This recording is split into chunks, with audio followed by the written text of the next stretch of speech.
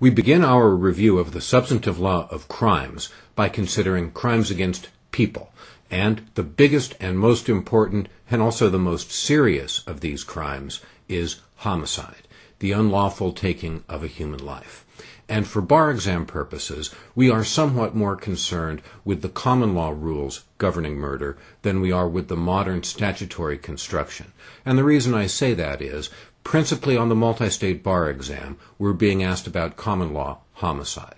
On the essays, the trend is to question more specifically about the more modern approaches to considering homicide, in particular, first-degree homicide. At common law, we had second-degree murder, that's what we call it now, murder, and then below that, common law manslaughter. So, as we consider this law, first we'll consider the traditional approach, and then we'll consider the modern statutory approach to murder.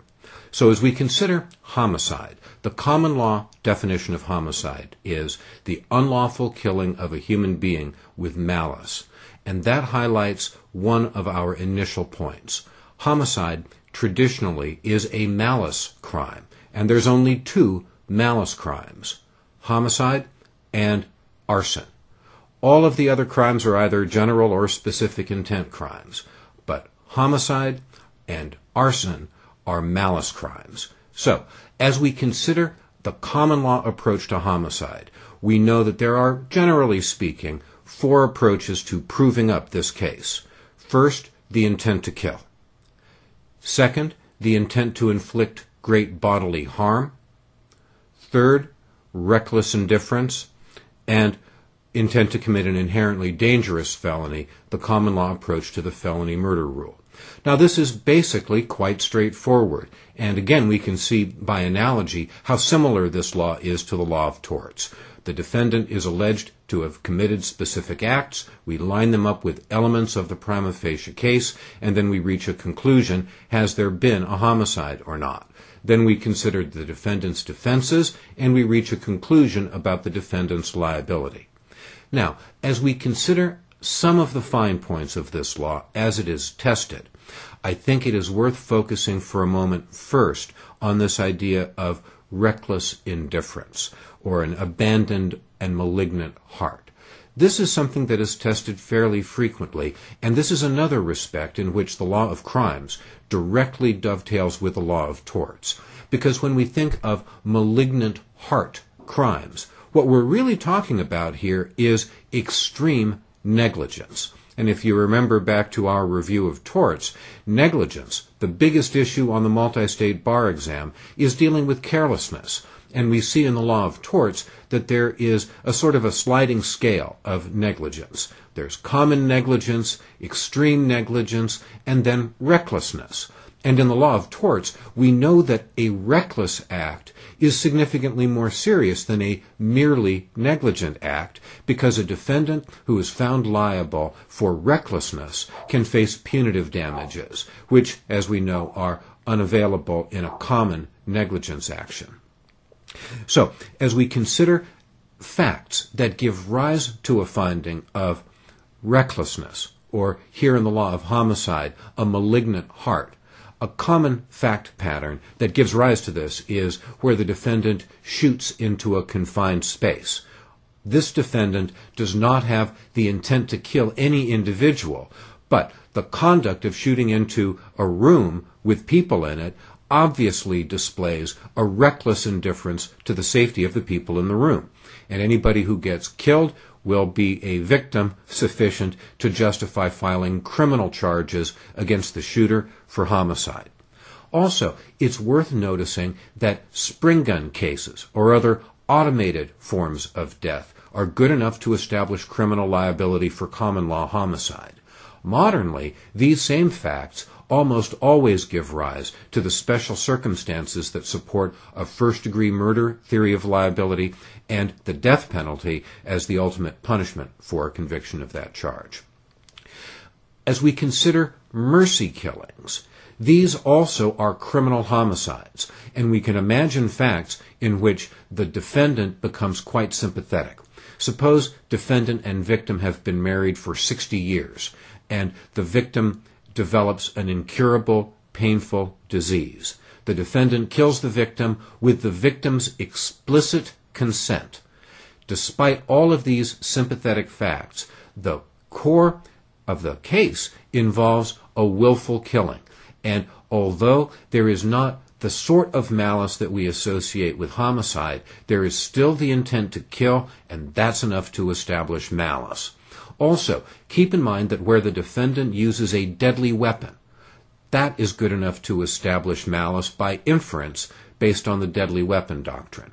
Similarly, where a defendant has the specific intent to inflict serious physical punishment on somebody, and that victim dies as a result of his or her injuries, despite the fact that the defendant did not intend to kill, we will be able to establish malice through the use of a weapon and through the serious injuries suffered by the victim.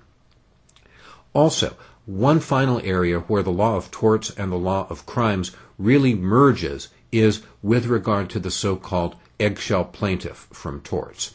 We know back in torts that an eggshell plaintiff will be able to recover for the full extent of his or her injuries, because if the injury is foreseeable, a more severe version of that injury also is foreseeable. Now, here in the law of crimes, where we have a defendant who hurts a victim, and the victim ends up dying as a result of injuries that an ordinary person would not die from, for example, hemophilia.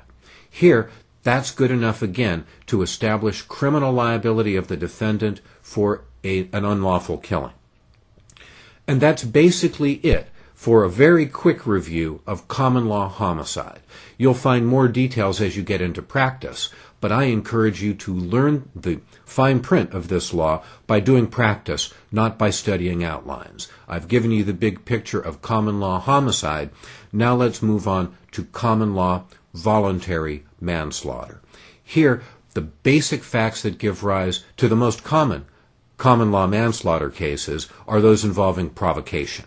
And here we again analogize to the law of torts and use one of the principal characters from the law of torts, the so-called reasonable person. And here we judge a provocation based on whether or not it would be reasonably foreseeable that the provocation would provoke a reasonable person to extreme anger. So the provocation has to be likely to arouse extreme and intense emotion on the part of the object of the provocation. There must be, in fact, actual provocation, not just some theoretical likelihood of provocation, and there has to be no cooling off period, and in fact, no actual cooling off. Now, a common scenario, both from the multi-state and from essays across the country, is where we have a defendant who has in fact been provoked. Everybody would agree that the provocation is reasonable, but where the reasonableness of the defendant breaks down is the defendant holds a grudge. The defendant doesn't cool off despite hours or days or weeks or months. And under these facts, the defendant's unreasonable failure to cool off will likely invalidate the provocation defense. And here, we've got to look at the individual facts to be able to make a decision about the ultimate liability. But a reasonable rule of thumb is the longer the delay between the provocation and the homicide, the less likely it is that the defendant will be able to establish a valid provocation defense. Now, another way that common law manslaughter commonly arose, another set of facts that give rise to common law voluntary manslaughter, is where we have an imperfect self-defense. Defendant, in fact, does have the right to use reasonable self-defense, but goes overboard and uses deadly force in a self-defense. Here, we will not charge this defendant with murder, but the defendant will be, well, we may charge him for murder, but he shouldn't be convicted of murder. Instead, he is likely to be convicted of voluntary manslaughter. Now let's turn to involuntary manslaughter and consider some of the common law issues that arise here. Involuntary manslaughter is the appropriate criminal charge where we have a death that is caused by criminal negligence or death that results during the course of a non-dangerous crime. So the so-called misdemeanor manslaughter rule. And here, this also is the appropriate charge, involuntary manslaughter, where we have a defendant who has a duty to rescue and who fails to live up to that duty. So suppose we've got a lifeguard, a nurse, a paramedic. They have a statutory or a contractual duty to aid. And suppose they fail to do so. What's the appropriate charge? Answer, involuntary manslaughter. Now, finally, we turn, at the end of this very brief summary of the homicide offenses, to modern statutory first-degree murder. And that's the first important idea to realize. First-degree murder is a modern creation of statute. It doesn't have a long tradition in the common law. So, as we consider first-degree murder, what we are looking for is a special degree of premeditation. The defendant's conduct has to be pretty much the exact opposite of spontaneous. So here we have a defendant who lies in wait, a defendant who uses poison, a defendant who uses explosives.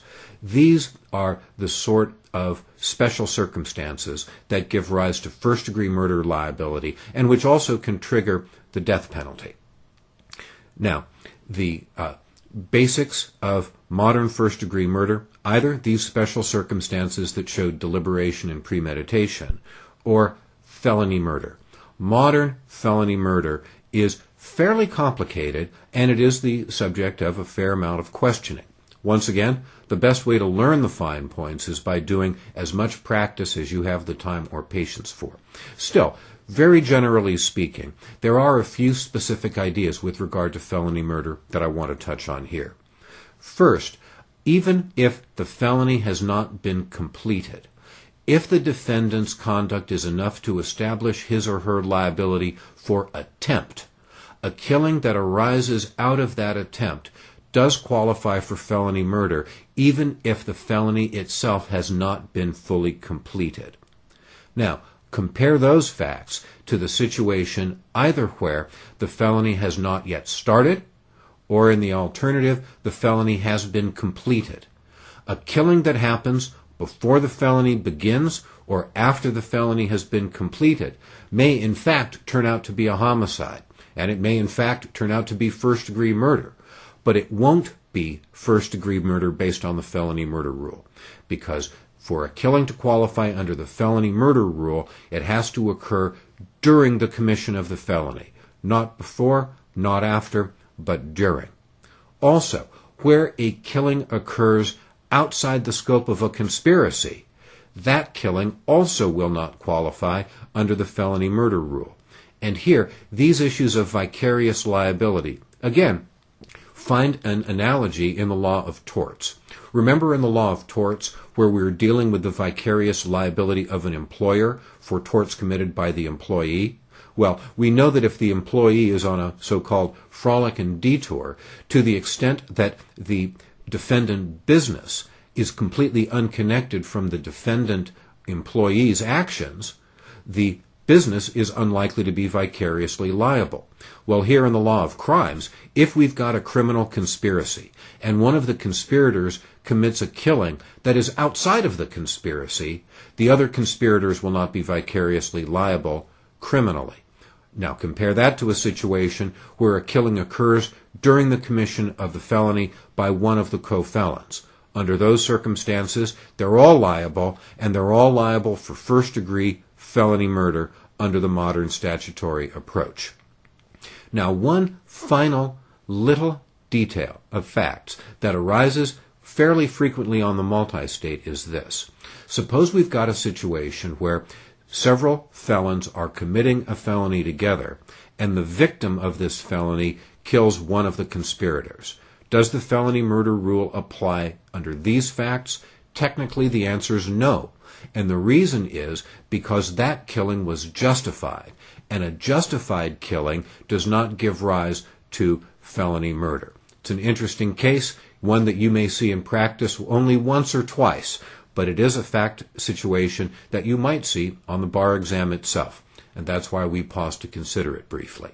And that wraps up a consideration in about as concise a form as you can expect on homicide.